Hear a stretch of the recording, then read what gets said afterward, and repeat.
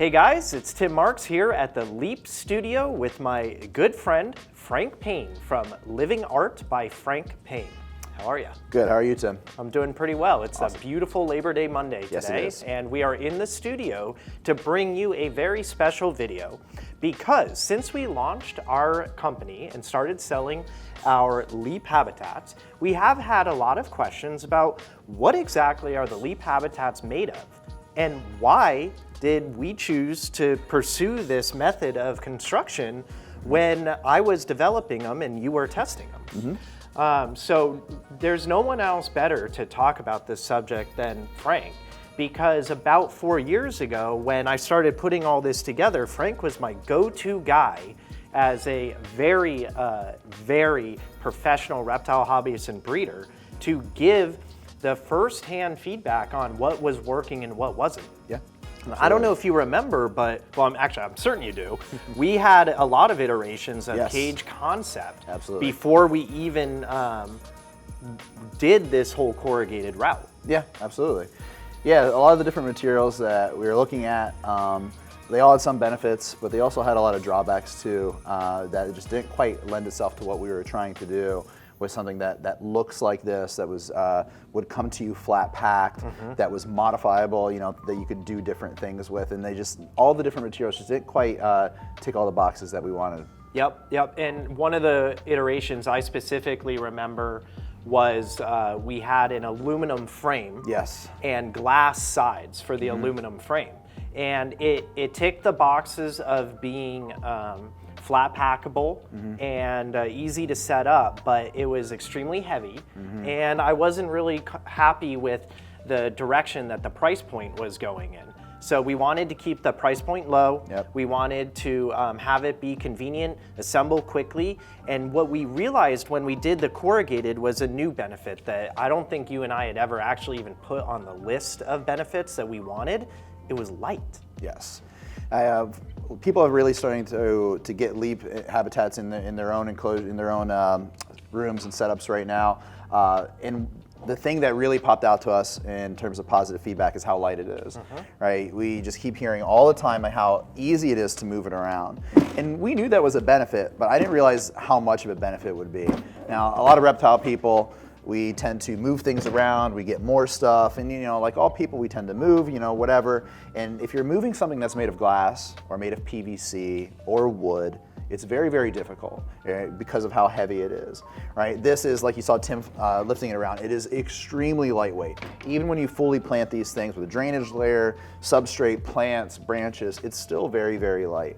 So that's definitely proven to be a major benefit that we didn't realize, how much it would be. Right. And one of the things I'm talking to as more and more reptile stores start reaching out to us is a huge benefit that you really can't do with anything else, is you could actually fully plant this terrarium, have it in your store, and a customer can go and buy the reptile and the fully assembled and fully planted habitat, and they can easily carry it out of the store. Carry it out the door. Put it in the back of their car. Tell us about how you do that at reptile shows. Yeah, so I exhibit and sell Leap habitats at some East Coast reptile shows, and where I sell some of my own animals that I produce.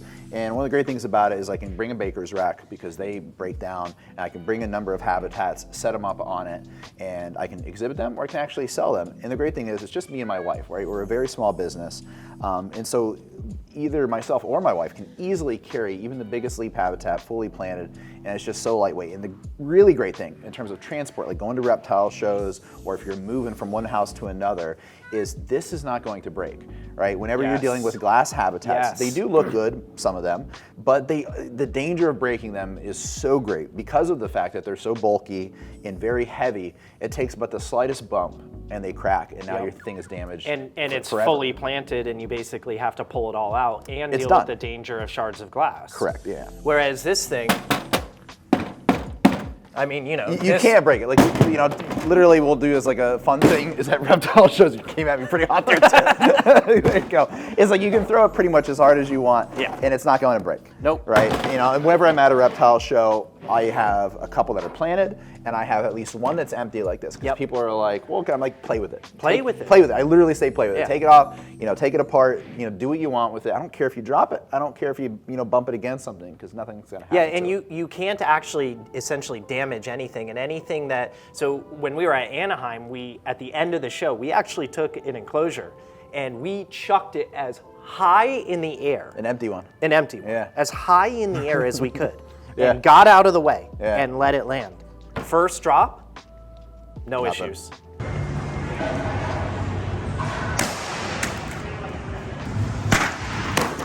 Yep. Probably by the fourth drop, I would say that and this is not a drop, this is a chuck. Yeah. I would say that the enclosure was, no longer functional, but every single component that popped off or whatever could easily be replaced for less than $20 in costs from our store. And, it's durable. Bottom line, it's durable. So let's segue into why it's durable, because this is the most important thing. The reason why the Leap habitat cage is durable is because we use a corrugated polypropylene material for the primary back and sides of the enclosure. This is how it comes in the box. It's folded in so that we can get the product into a box. Because when you unfold it, it's pretty big. Why is this so big? Well, because you've got folds on the back that you can just pop the edges on, right? And now you have the actual structure, primary structure of your corrugated terrarium. Now, when it's sitting in this form, it's totally floppy. Yep. Okay, but this is not how your enclosure ends. At this point, you install a cross brace, which gives a little bit of rigidity that allows you to begin the assembly process. And then you install the lid, okay? It's actually, there's a step before that, but for all intent and purposes, you put the lid on. What does the lid do? It slides over the top of the terrarium and joins these vertical bars. That makes the terrarium now structural. And then these lower flanges get folded in and a bottom piece comes over, okay, and retains them all together with rivets. These assembly steps combine to create what's essentially a composite cage. Kind of like you take fiberglass and you hold it. I mean, you're going to get splinters, so don't do it. But you hold fiberglass, it's flimsy, right? It has no structural integrity whatsoever. Add epoxy to it, and you have one of the strongest materials on earth. I've had a number of customers that have purchased Leap habitats from me where they said that when they first opened it up and got it out of the box, they were a little concerned because they're like, look how floppy it is. Like, is this going to be, like a flimsy enclosure? But then they all say once they put the brace on it and actually assemble the thing, then they're like, okay, I get it now. Yeah. Right. It's one of those things where it seems like, I've heard, a number of different concerns about people that haven't actually used the habitats about this material. But when Tim actually told me that they were using this corrugated plastic, I was actually really happy because I've been using this in my DIY enclosures, reptile enclosures, since before I even knew Tim, because of a couple of reasons. The reason why this is a great material is because of the fact that it's so easy to work with. It's lightweight. There's Coroplast cutting tools that you can do this yourself in terms of cutting lengths of it. You can screw into it, mount it into frames, and things like that. A couple other great things. It's a wonderful insulator that people don't realize. Yes. Because of the fact that it's double walled. There are these air channels in there, and air, as many of you probably know, is a wonderful insulator. So this holds in the temperature that you want, that you create in your habitat. It holds that temperature in and stabilizes. It's like a double paned window. Yeah, exactly. And the fact that this is completely waterproof, these are the material that political yard signs and things like that are made of, and you see those are left outside year round, yes, and they look great, they're fine. Yes. One of the things that people ask, they're like, well, because it's plastic, do you have to worry about heat lights? No, you're the engineer, so you can tell us, but the melting point of this material is very, very high, higher than you would even have in a monitor lizard enclosure. Yep, it's high. It's sufficiently high enough that in a reptile enclosure, you have no concerns whatsoever with it. You could put a heat pad directly on the bottom of this enclosure. I have. Yep, and it's going to be totally okay. And then for heat lights, the heat light goes on the top of the terrarium. This is aluminum screen. these are aluminum channels. There's no way for that heat to actually get to the corrugated plastic anyway. So where your actual heat bulb is, it may be above the temperatures that the polypropylene can handle. But by the time that heat radiates off your bulb to your terrarium, you're well within the safe limits. You don't want to put a heat bulb on pretty much anything. Like aluminum screen is great. You don't want to put a heat bulb on glass, right? You don't want to put a heat bulb on this table, on carpet, you name it. Right. But as long as it's kept on the screen, you can have a very high wattage bulb and it's not going to be a problem. Nope. Yep. And we do it. And no, the product works, and it is more than just the sum of its parts. You know, that's the big thing.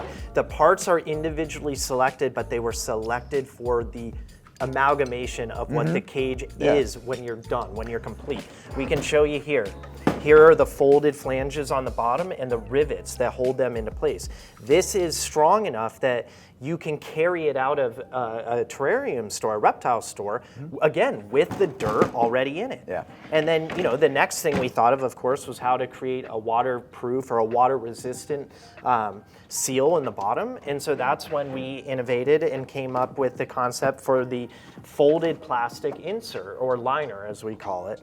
And this will actually hold water. If you need total waterproofing, you may want to run a bead of silicone all the way around the perimeter just to fully seal it. But in and of itself, it's extremely good. And as you know, we're really starting to preach not over misting your terrariums. I mean, I have dozens of leap habitats set up in my home right now.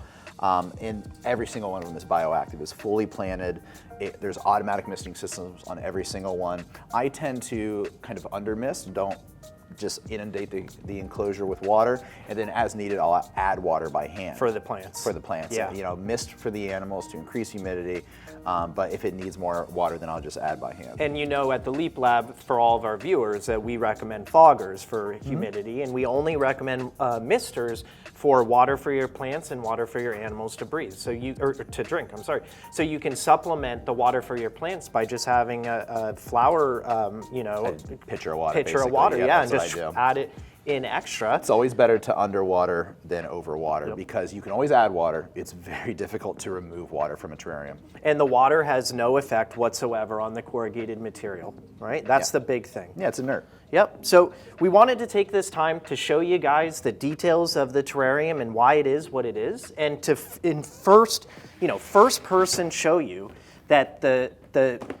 flimsy aspect of the corrugated material is intentional, because when combined with the framework and the overall structure and construction of the cage, you get something that is not flimsy. No, it's not at all. absolutely incredible. It's robust, it's durable, and it's going to be around for a long time. Absolutely. So guys, thank you, and ladies, thank you. We appreciate everyone's support over the last few months launching this brand, and I hope that Frank and I were able to kind of answer some of the questions for customers or potential customers who haven't yet seen the product firsthand. Yep. Frank, thanks for coming up. My Appreciate pleasure. it as always happy to be here. Yep. So if you haven't already, don't forget to like and subscribe to our YouTube. Check us out on Instagram, and stay tuned for lots of cool stuff coming soon. See you guys. Yeah.